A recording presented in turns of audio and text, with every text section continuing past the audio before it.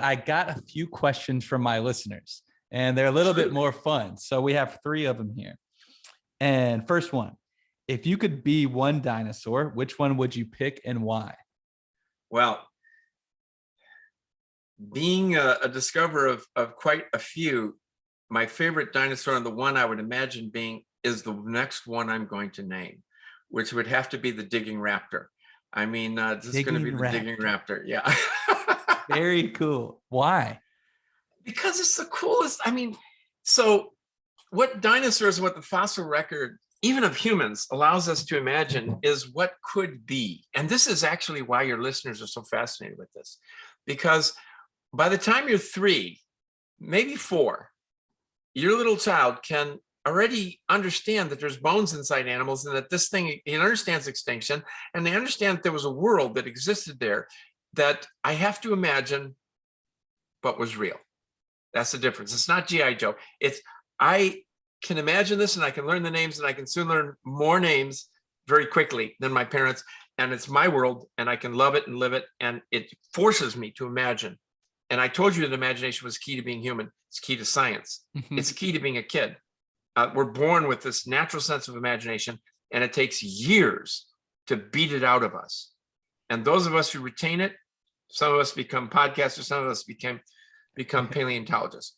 And so the question was, what would the digging raptor. I'm not going to mention the name. I'm tempted.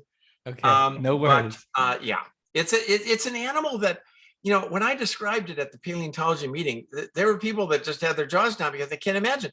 It's a cross between a rhea, an ostrich-like animal, and a wolverine. It's a 2-legged animal that digs. We've never seen anything like it. It digs with its forearms. Forearms. It's got these powerful little forearms that just, and you know, you say, well, I mean, why did this animal, what was it doing? It's a predator. I think it was digging out lizards and small prey out of their burrows, yanking them out and eating them. That's what it was doing. Very cool. Okay. Second question. What is one thing everyone should know about dinosaurs, but it's never discussed? Well, I'll tell you one thing that I'm fascinated with, and they say it'll ruin my career, but I'm going to write the paper anyway, because I think it's going to be one of the most important papers I write. And that is that dinosaurs are our closest evolutionary companions, and I'm including birds with dinosaurs. And it's not a mystery statement, but it hasn't been fully realized or even studied. But they teach us about the trajectory of human evolution because they are, in fact, our closest. Remember, I told you, there's not a single thing you can tell me about a human that is unique, that dinosaurs haven't invented major, that dinosaurs hadn't invented first, except language. Mm-hmm. And I would consider writing and artwork part of language, but even dinosaurs, they construct nests. You can consider some of them artists, they protect blue things and so on. But they made tools, they use their beak. They make tools. They have semi-opposable toes.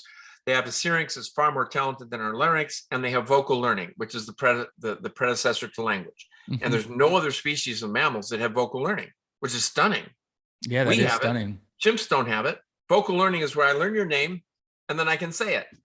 It's actually quite complicated, but that's the precursor to language, of course, because you learn new words and you say them.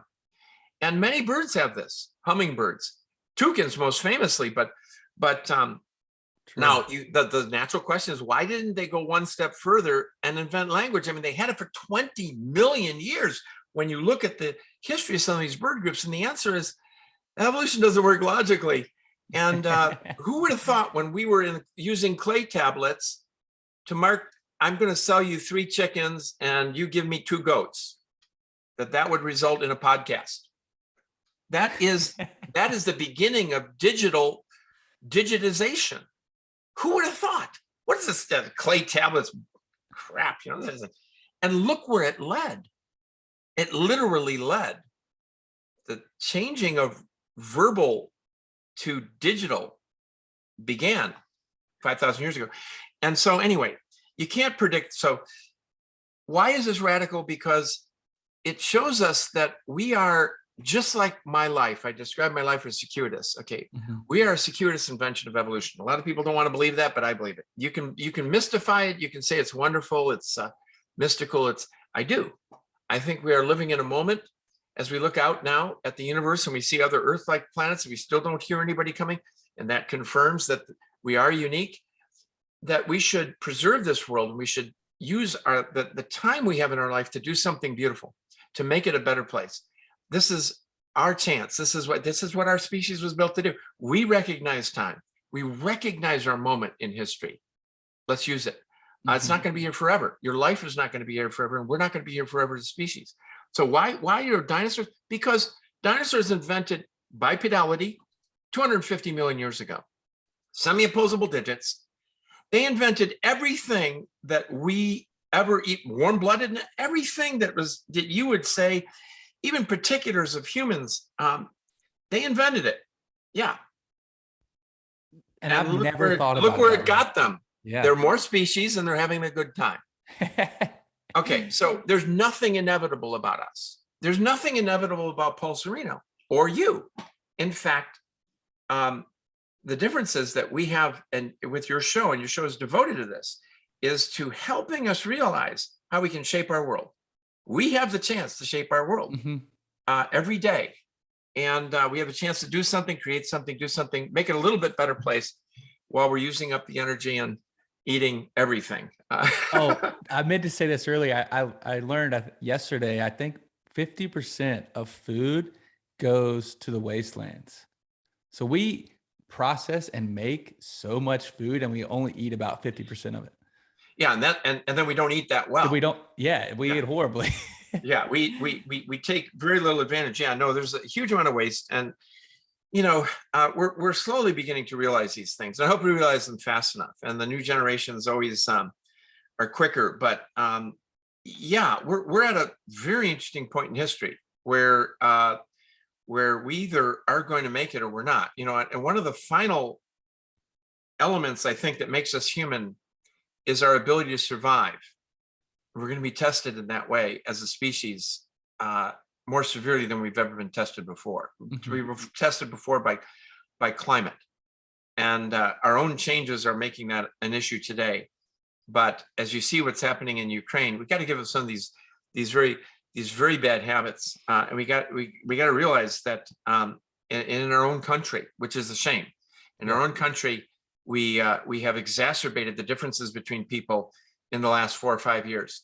And what we have to realize is that we're on this planet together, and it's hurtling through time at a faster rate every day. And we better smarten up. We certainly have the mental power to do it. And it's one of the greatest mysteries of human nature is to, with all of this mental power that we have been gifted, I mean, it's superpower, supercomputer power in our brain. Yeah. That we can still believe in QAnon and other kinds of things that are very destructive. This is the mystery of human nature. All right. Last question. Will there ever be a Jurassic Park-esque recreation or anything along those lines? In terms of in our lifetime, maybe bringing back these species and things like that. No, I think your best shot at really experiencing a dinosaur is to raise some primitive birds, which is what I'm going to do. The second best is we're going to bring a 3D camera, a virtual reality camera in the field. You're going to be able to visit our dig site. Very cool. And move around on it. That aspect of things is really changing. So you're going to be able to experience things, and then we're going to actually, with cameras, I mean, digitally raise the dinosaur up. Everything we can see, grab it digitally. We got drones, we got stereo photography. We're going to start putting this dinosaur together before we've even taken it out of the ground. And we're going to take you on that journey. So that's the closest we're going to get to Jurassic Park, because the dig site in Jurassic Park was the most fictitious thing about the movie. All right, as we're finishing up here, and you've been very gracious with your time, all those young kids, all those people very similar to you and me who just didn't know their direction, right? At young age, going through school, what's your message to them? What's your message to those curious young kids out there? Oh, my message is always, it's in you. Life is about self-realization, and it starts out in small ways. Get engaged. You're not engaged in school, get engaged in something out of school. There's no excuse. There really isn't an excuse, because it's up to you. Can't write? Not a problem. I couldn't either. Me neither. Speak properly. I had a problem too. I had good parents, so I had some advantages, but so do you. You have your own little advantages and disadvantages here and there. Don't let that stop you. You know, it's self-confidence, and it comes step by step. And once I got that little nuclear engine behind me, and I remember when it happened, I understood that I could go just about anywhere. I would work hard enough where I would go just about anywhere.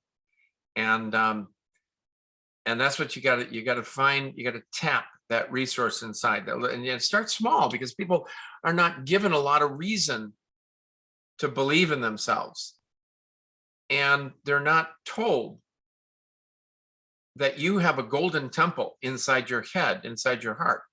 You just got to find it and activate it. They're not really told that. They have no idea. They have no idea how many talents are just under the surface. Yeah. But you got to let it grow, and then you got to reinforce it. So, you know, in terms of trajectory for kids, I look at it as 3 parts. The first part is getting kids interested in science. That is so easy, it's pathetic. Okay, you just need to set them down in an outside school situation, and the kid that hates school is in your hands doing things that you can't even believe. And then they're making videos of it to tell their friends and so on. Then the next part is staying interested in it. So come back for something more, come back for the next step. And then the final stage is really realizing that you could be a person that does this for a living. And once you're there, you're on your way. That realization of, oh my goodness. And there's so many opportunities now, probably more opportunities than ever. There is. So this is the fastest growing part of our economy, the technology, people interpreting CAT scans in hospitals, inspecting sites, forensics, besides being a paleontologist, you know, and there's even opportunities there because universities are expanding. There are more museums today than there ever was before, and more interest in paleontology. And so it's one aspect, but there are many technical jobs. Some require PhD, some require master's, some don't even require that. A lot require college, but some don't even require that. So there's many ways to get involved. Very cool. Well, Paul, thank you so much for joining me. What's the best way for people to keep in touch with what you're doing? Oh, I got a website and a way to email me through the website. And, you know, I think that I look forward to connecting to more people, and your podcast is a great way. But, you know, through films and the like, I hope to bring the stories out, and books, bring the stories out. But you can find it all on the website. Perfect. And I'll have all that listed in the show notes so people can go right to it. But Paul, man, I know you're super busy, so thank you so much for joining me. It's been a pleasure to have you on. It's been a pleasure to be on. Thank you very much. Thank you. All right, we're done. How do you feel? You did amazing. I mean,